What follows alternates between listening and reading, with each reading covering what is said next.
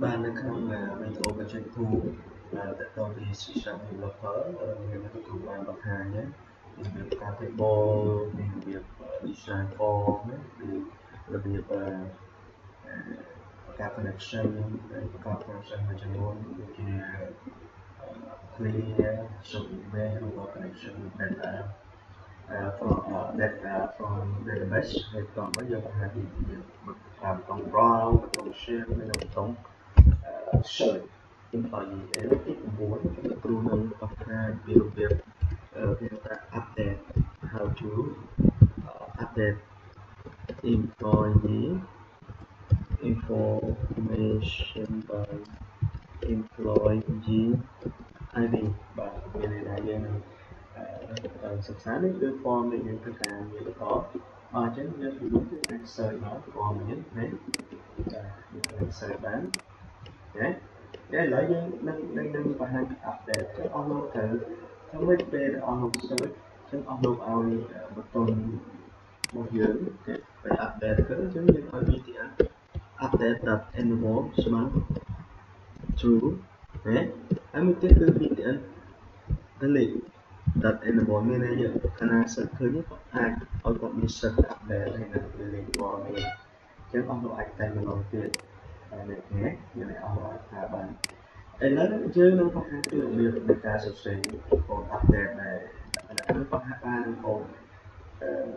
save ផងដែរអញ្ចឹងទី1អស់លោកអាច draw try touch នៅរកព័ត៌មានតែ error យើងនឹង touch exception នៃ ES បាទចឹងយើង check ព័ត៌មានដែល error បើសិនជាវា touch error គឺយើងមកតាមនៅក្នុង object ES បាទបន្តមកអស់លោកអាចសរសេរគោលទាក់ទងជាមួយនឹងprocess របស់យើងទីមួយគឺយើងត្រូវ check មើលព័ត៌មានសំខាន់ដូចជា ID អញ្ចឹងយើង check ថាវា copy សំណួរទេមានន័យថា user បានបញ្ចូលព័ត៌មានហើយ copy សំណួរទេមានន័យមានតន័យនឹង GT name ណា text copy តន័យដែរបាទវាយើងយកពីនេះជាគោលសំខាន់បាទបន្តមកបើសិនជាលក្ខខណ្ឌពិតយើងអាចឲ្យសរសេរ actual statement update បាទ update ឈ្មោះ table PL employee បាទបន្តមកយើង set column name របស់យើងនេះបាទស្មើអញ្ចឹងយើងអាន string យើងត្រូវការប្រើវាបែបនេះpp name text បាទតបជាប់មួយ single quote មានន័យថាព័ត៌មាន column ជា string បន្ទាប់ពីនេះហើយយើងប្រើលក្ខណៈ gender ទទួលតម្លៃបាទ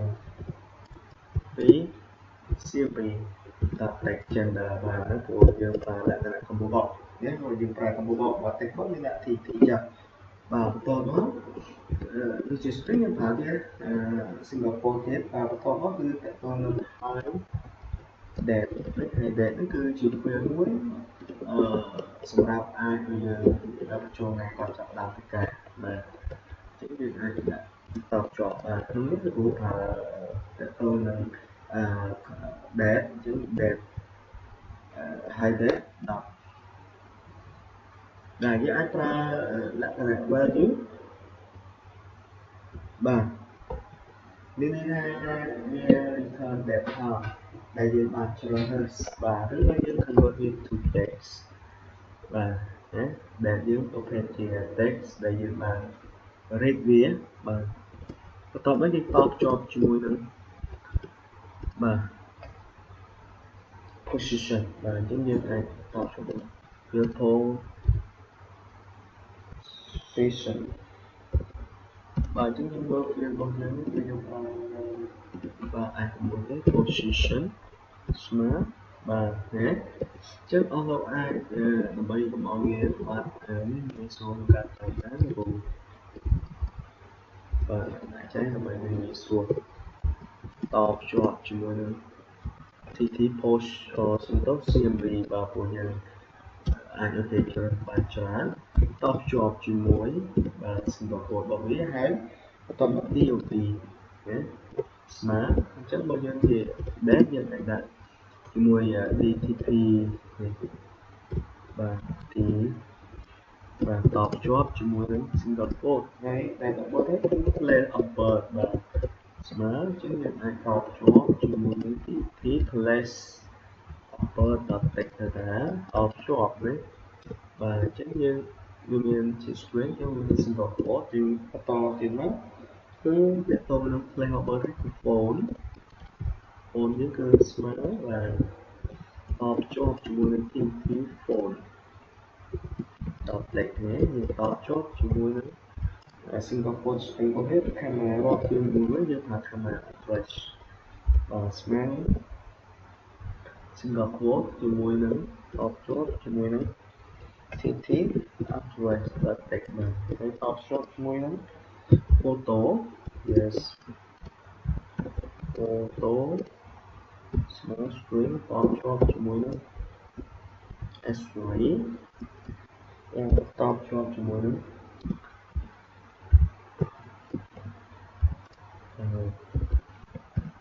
where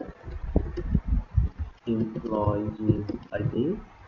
ស្មើបាទយើងតបជាប់ជាមួយ TT ID ហើយនេះព័ត៌មានគឺជាព័ត៌មានដែលខាងដើមក្រោយយើងសេហើយយើងអាចប្រើ com បានហើយយើងអាចជា my com ក៏បានដែរ option របស់យើងពីមុនមកគូកែគូខាងហ្នឹង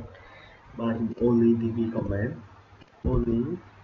db command អញ្ចឹងគូបោះ SQL statement ហើយបោះ connection ទៅឲ្យវាបាទបន្តទៅទៀតលោកគ្រូបានថាលោកគ្រូអាចហៅ com ដើម្បី execute memory ដើម្បីទៅ check នៅលើ server ហើយលោកគ្រូហៅ clear បាទជាការស្វែងនេះគឺរបៀបនៃការសរសេរបូតupdate បាទអញ្ចឹងអាចតាំងលើតើរបៀបនេះមានសួរយ៉ាងដូចម្ដេចនេះចឹងរាល់ព័ត៌មានទាំងអស់ឧទាហរណ៍គ្រូដៅលេខនៅក្នុងកំអូនៅគ្រូវិញយើងអាច update អូ error syntax បាទអញ្ចឹងមានបញ្ហាទៅជាមួយនឹងការឡាយជាមួយនឹង syntax យើងអាចមកពិនិត្យមើលតាមការសរសេរយើងមានបញ្ហាអីអញ្ចឹងអស់លោកពិនិត្យមើលអូខេនឹងតកអូខេហើយសិង្ហបុរី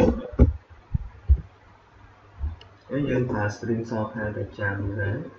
បើសិនជាយើងខ្វះតែមួយគឺមានបញ្ហាចំពោះការ update របស់យើងបាទអញ្ចឹងដូរមកទៅកំពតអូខេអូប្រសើរកំពតអូខេនៅមានបញ្ហាដែរការប្រើរូបមន្តនេះគឺយើងទៅ check មើលបន្តទៀតបាទនេះយើងមានខាងណាមួយទៀតអានេះ off វាហើយយើងមានខាងណាទៀតបាទនេះគឺរបៀបរងនេះយើងត្រូវពិនិត្យមើលបាទអញ្ចឹងយើងអាចពិនិត្យមើលអញ្ចឹងនៅពេលមានទូយ៉ាងអស់ទៅតែ check មើលព័ត៌មានឲ្យច្បាស់លាស់ហើយយើងអាចទៅខែវាបានណានៅមួយចំនួនទៀតដែលយើងត្រូវ check វាដែរ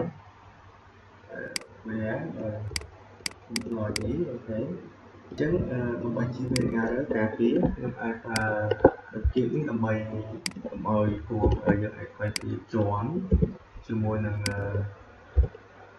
keyword មួយចំនួនរបស់ access ឬ SQL server អញ្ចឹងយើងប្រើដូចជាការពារណាងាយស្រួលបាទអូខេឥឡូវactivity សាស្ត្រជួយក្នុងការធ្វើឲ្យកូដរបស់យើងឲ្យមានsure បាទចំពោះមួយទៀត hide data អញ្ចឹងយើងមកមើលរបស់យើងវាលក្ខណៈរបស់យើងជាប្រភេទ data អញ្ចឹងអស់លោកអាច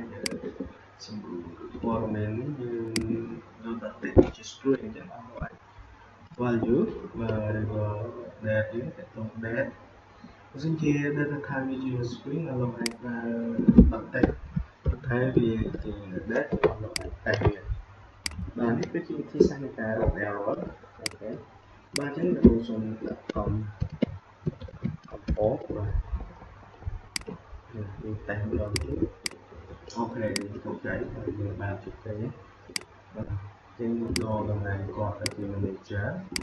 Ok, những tìm manager đấy và nó chưa một việc người ta sẽ update là chứ mà sinh chi như bánh update câu mà là một đó mà sao thì lại gì đó của mình phải hán việc actually share rồi like được hán rất là vậy người ta control rồi một cái người ta được tôi vô là còn là vậy là nước cứ chỉ việc người ta sẽ có update là là của hàng đó chúng ta bị thôn một quyết nhưng vừa tặng của viên trên gì là khó nhưng này trên của này và nào với đây là của chọn là hai và trên số bọc cồn chán